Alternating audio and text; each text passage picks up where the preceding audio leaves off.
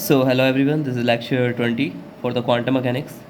In the last lecture, we have discussed about the transformation and we have discussed about the matrix. And I told you that how matrix act as an operator and how it operates on a particular column vector and it changes to the another vector.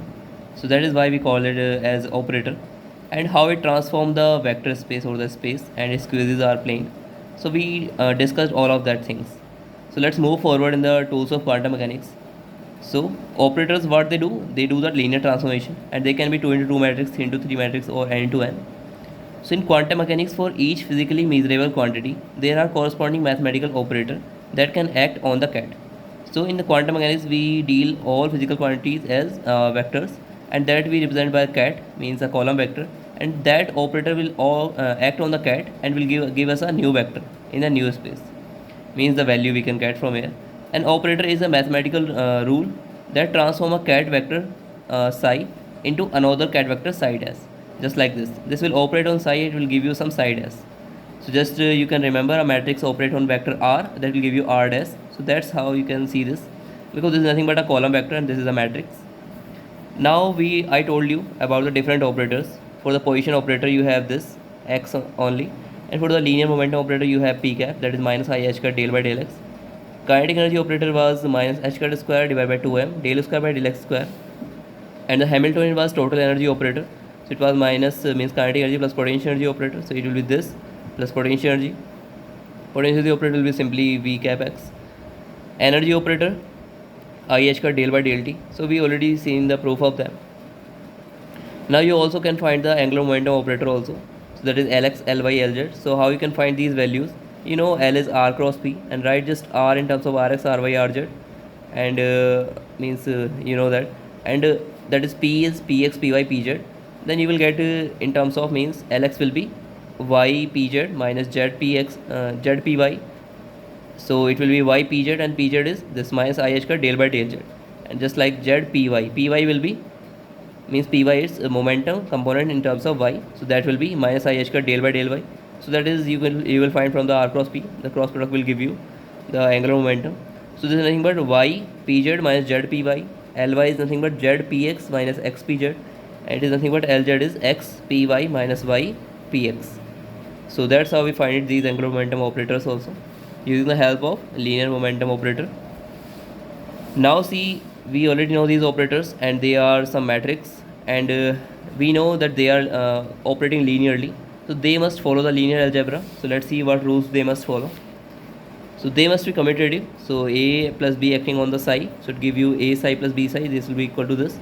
B psi plus a psi should be equal to b plus a psi, and a plus b should equal to b plus a, and they will follow the associative property a plus b plus c will be equal to a plus b plus c. And see, they won't be equal, means AB will not be equal to BA, as I already told you in the rotation and the shear operator. So there was, we find that AB should not be equal to BA. Not always it is true, okay, sometimes this can be true also, but in general it is not true.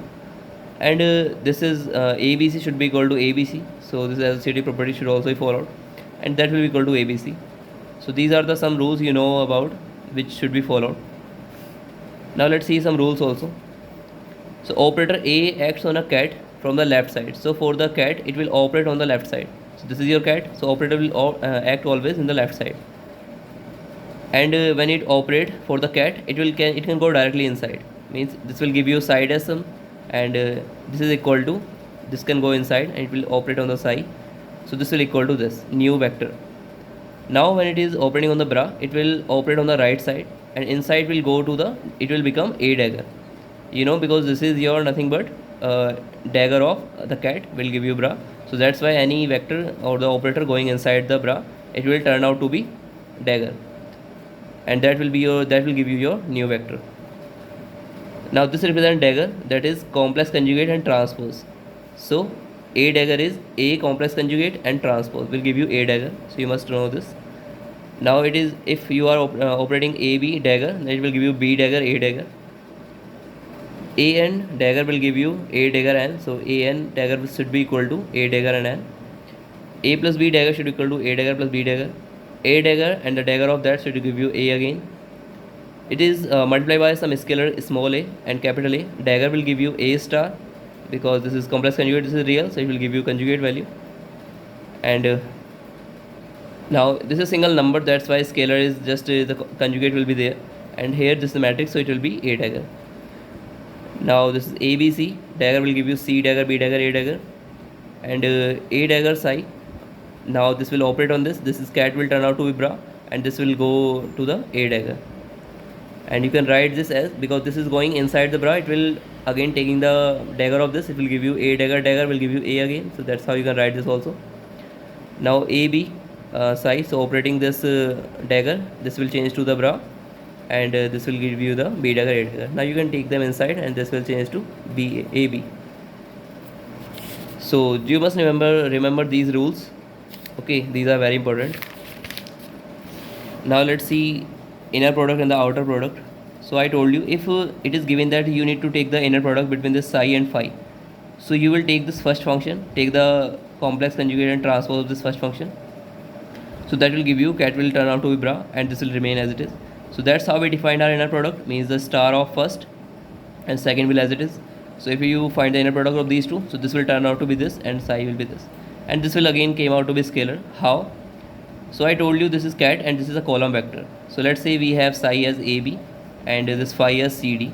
Now the complex conjugate and transpose of this will give you A star B star, because this will be a row matrix in this. Now this will remain CD. So now this will give you 2 into 2, 2 into 2. This will give you 1 into 1 matrix, means single element. This will be a single element, and that will be scalar. So that's how inner product is always scalar. But outer product, how you can find? You will just take, means this time outer product, you will take the second one, complex conjugate of second one. So this will be look like this. Now this will be AB and C star D star. So this will give you a matrix that is 2 into 2, and that is the operator. So outer product will give you operator, and inner product will give you scalar. Now you must know how to find the inner product and outer product. So these are the formulas, and that's how you will write if you need to calculate the inner product. And outer product, you will write it like this. And this type of product is not allowed, means both are cat. And there exists the tensor product for these two vectors. We will study about tensors later. Now there is no need to understand that. Let's see some more things. So today we will talk about Hermitian also. So you remember Hermitian matrix. So you must know that in Hermitian matrix, what we discussed, that a complex conjugate and transpose of a matrix, if came out to be same as the original matrix, then we call that matrix as Hermitian matrix. Same, that matrix will act as the operator here in a quantum mechanics. So Hermitian operator is, we call it as self-adjoint operator. Okay, so why we call it? Because Hermitian operator is a linear operator on a complex vector space that is equal to its own or adjoint. So if you find the adjoint of this, and this will operate on something, and this will operate on something, so this will give you the same vector space. So that's why we call it as self-adjoint operator. Now how you can find that if some operator is Hermitian or not? An operator is said to be Hermitian if it satisfies the following condition. So these conditions should be satisfied, only then you can call that as Hermitian. So what are the conditions? If A is your some operator and this is your psi 1, and this is operating on A psi 2, means you need to find the product of these psi 1 and A psi 2, inner product of these two. So how you can find? Psi 1 will be turn out to be this, and A psi 2 will be as it is. If you don't use the Dirac notation, you can write this as this also. In some books you can find this notation in this way also. So this is the same thing written in here. So first you take the inner product of psi 1 and A psi 2. So this A will be with the psi 2, and this will turn out to be this. So this will be this. And if you take the scalar product or the inner product of A psi 1 and psi 2, now this will be on the left hand side and the psi 2 here. So whatever you are getting here and here, they should be equal. If they are equal, then you will call that operator as Hermitian. So this can be written as this A, when this way A will came out of this bra notation, it will be A dagger, because A dagger going inside will turn out to be A. That's why we can write this. So this should be equal to this, and this can be written as simply psi 1 A psi 2. So we find that they should be equal, only then we can call that matrix as, or the operator as, Hermitian, because then this A should be equal to A dagger, and when this satisfy, then this condition satisfied, so we can call that as Hermitian. So this is your first thing from here, and this is your second one. So they should be equal, and this can also be written in this form. So this is the same thing written here, so they should be equal to this. and this integration should also be equal, means psi 1 dagger a psi 2 d tau, a psi 1 dagger psi 2 d tau. If these three conditions are satisfied, means these are the same condition, means this first one and this second one they satisfy, then that represent that a dagger should be equal to a, and we will call that as self adjoint, and a is as Hermitian operator. So I hope you understand this thing, because this can be equal to this only when a equal to a dagger, and that is a condition for Hermitian operator. And here also they will be equal to this when this a should be equal to a dagger only then, because if you take the dagger it will turn out to be a dagger outside and the phi 1 dagger, then a dagger should be equal to a. So again the same thing. So you must remember to find any vector if that is Hermitian or not operator. Now the expectation value of Hermitian operator is real. So these are some properties for the Hermitian operator. Let's see. So expectation value of Hermitian operator will be real always. That is you can call eigenvalues also. I will tell you what are they. All operators corresponding to physical observables. So we discussed that there are operators associated with all the observables. So they all will be Hermitian operator. This position, momentum, energy, potential energy, or the angular momentum, all will be Hermitian operators because they give you some real value, and that can't be your some complex, because this Hermitian always give you eigenvalues as real values. They must be Hermitian. Now what is Hermitian adjoint? Now sometimes you will find that some operator is not Hermitian. Then if A is not Hermitian, then we can find another operator B such that that will be equal to B, means A will be equal to B dagger. So this operator will be equal to some B dagger. So this is called the adjoint, Hermitian adjoint of this, because here we call that self adjoint when this A dagger was A. Now this B dagger equal to A, then we call this B as Hermitian adjoint of A, because this is satisfying the condition this one. So just like we have the self adjoint, now in place of A we have some B. So this can also always can be find it. This B can always be find it for this particular A. So we call that B as Hermitian adjoint of A. If it B came out to be equal to A again, so we call that as self adjoint. If it is some different, then it will be Hermitian adjoint of A. So I hope you understand this thing. Now let's see what is anti-Hermitian operator. So we also call it skew Hermitian operator. In the anti-Hermitian matrix, you remember A dagger should came out to be minus A. So that is the same thing here. So it will be operator when A dagger will be minus A. So properties are for the Hermitian matrix. The eigenvalues of Hermitian operator always real. So these values will always real. Eigenstates or the eigenvectors of or eigencats we can call them, for the Hermitian operator corresponding to different eigenvalues are orthogonal. So if you find the eigenstates corresponding to any Hermitian operator, because Hermitian operator is nothing but a matrix, and you can find the eigenvalues for the matrix or the eigenvectors for the matrix. So those vectors, eigenvectors, should be orthogonal and eigenvalues will be real. And the third condition is expectation of A should be equal to A conjugate or the complex you can take, because this because these are real values, so that's why they should be equal. The eigenvalues of anti-Hermitian operator are either purely imaginary or zero. For the anti-Hermitian, the eigenvalues will be either purely imaginary, all will be imaginary, or they will be zero. So we'll see the proof of all these four properties. First, you need to remember these things. Okay. So let me tell you some more about some things to understand these properties. So we discussed this thing that a particle have a wave packet associated with it. Okay, and this wave packet is made up of a large number of monochromatic waves. So just like this wave, this has particular momentum as a particular wavelength. So we can represent this wave as phi 1, that is equal to E Ix P1 divided by h cut. Same for this phi 2 will be E Ix P2 by h cut, and for phi 3 Ix P3 by h cut. There will be infinite waves. Now see, we can write this as psi x in the terms of these phi 1, phi 2, phi 3. And I told you that these phi 1, phi 2, phi 3 should be orthogonal. Only then these can be your basis vectors. So if you assume them as your basis vector, you can write any wave function in terms of this phi 1, phi 2, phi 3. Now if you, let's say, we operate a momentum operator on this on the psi x, so this will collapse to a particular momentum. I told you that thing already. So this will become, means let's say it collapse to phi 2, then it will be p phi 2. This can also collapse to phi 3. This can also collapse to phi 1. And what happens when we collapse to phi 2? So we'll operate this on the phi 2. Let's say this phi 2 is E Ix P2 by h cut. So p phi 2 will be, means this operator will operate on phi 2. Phi 2 is this. Now taking the differentiation, it will give you exponential I x p2 divided by h cut, and in multiplication you will get I p2 by h cut. So this will be this, and now it will be I square will give you minus, this will cancel out, h cut will cancel out, you will get p2 exponential I x p2 by h cut, and this is again the phi 2. So p psi 2 phi 2 will be equal to p2 phi 2. Now see what is this thing. This phi 2 is eigenvector for this p operator. You can see this, relate this equation as ax equal to lambda x. So where this a was your operator and lambda was eigenvalues and x was your eigenvector or eigenfunction, you can say. So same here, we are having the same condition. This p is some matrix and is operating on phi 2, and you are getting p2 phi 2. So this will be your eigenvalue and this will be your eigenvector.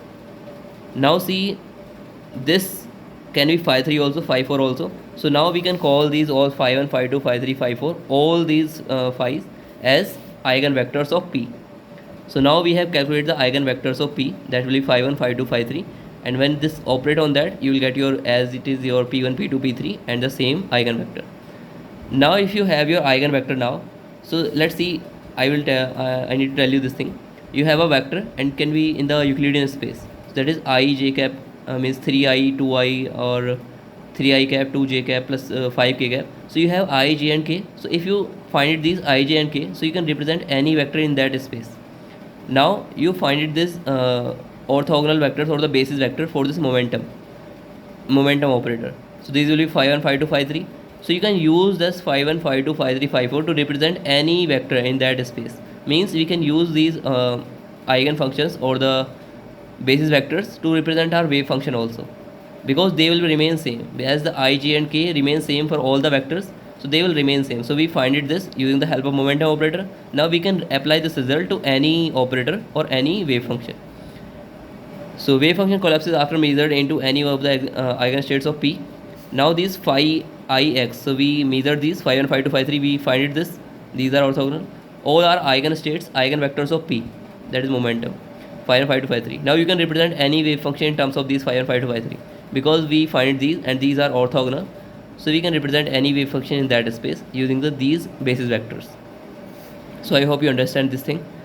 It's like we have find it I, j and k for this space. So you must remember this thing. Let me tell you this statement. This is the same thing I am telling you. If we know the complete set of linearly independent eigenvectors phi I of an operator, for any operator, just you find it for the momentum. So if you know phi I, complete set of phi I of an operator A, then any general wave function or cat can be written as linear combination of phi I. So any cat can be written in terms of these phi I. Okay, so we know this wave function is also cat. So this can be written in terms of these cats, means phi 1, phi 2, phi 3, these will be your basis vectors. So if this operator A will operate on this phi 1, it will give you A1, phi 1. So these are your eigenvectors or eigenstates.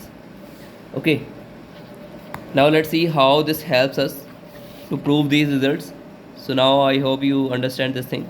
So let's see how the Hermitian operator has eigenvalues which are real and the wave vectors or the eigenvectors are orthogonal to each other. So let's see. Question is, prove that the eigenvalues of a Hermitian operator A are real and the eigenstates are orthogonal. So let's see, we have this operator A and this is your orthogonal basis vectors, okay, or the eigenvectors. Now this can go from 1 to 3 to any value up to I. So if this will operate A on the phi 1, it will give you A1 phi 1. It will operate on the phi 2, it will give you A2 phi 2.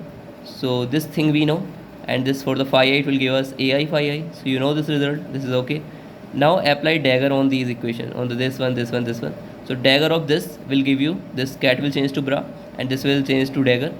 So this first equation will turn out to be this, and this will give you A1 conjugate, and this will change to this bra again, and this equation, second equation will change to this, and this phi I will change to this. Now we have these two things. Okay, now let's see. Let's say we have this equation first, and this is your equation 2. Now here you will multiply with phi 1 as the cat. So phi 1 will be this side, phi 1 will be this side.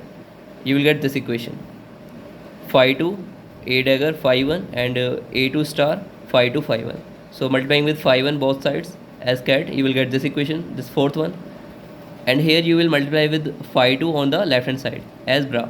So phi 2 will be here and phi 2 will be here, so an will be outside, it will be phi 2 phi 1. So you will get this third equation. Now see, subtract this fourth equation from third one. So see, this a operator is Hermitian, so this will be equal to this.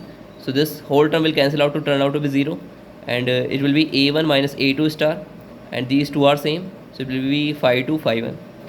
Now this should be equal to 0 because they will be same, so this will subtract to give you 0. Now this should be equal to 0. Now see, these are your eigenvectors, so they should be orthogonal, and they should be 0. Means a1 minus a2 star can't be 0, so this should be equal to 0. Okay, means still it is not proved that these are orthogonal, but we can prove from here this equation. Means a1 minus a2 star can't be 0, then this must be 0, and this can be 0 only when phi 2 and phi 1 are orthogonal. So that's how we prove that our eigenvectors are orthogonal for this. Okay, now let's see how can we prove this eigenvalues are real. So let's take only this first equation and this first equation, multiply with phi 1 here in the as cat, and here multiply with phi 1 as bra. So you will get in place of phi 2 you will get phi 1 phi 1, and here you will again get a1 star and phi 1 phi 1 phi 1 phi 1. So subtract this equation again, so this will be 0 again, and here it will be a1 star, means a1 minus a1 star, and it will be phi 1 phi 1 here.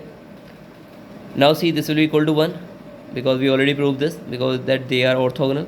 So if you are multiplying with the same basis vector, so this should be 1 because I dot I should be 1 and I dot j should be 0.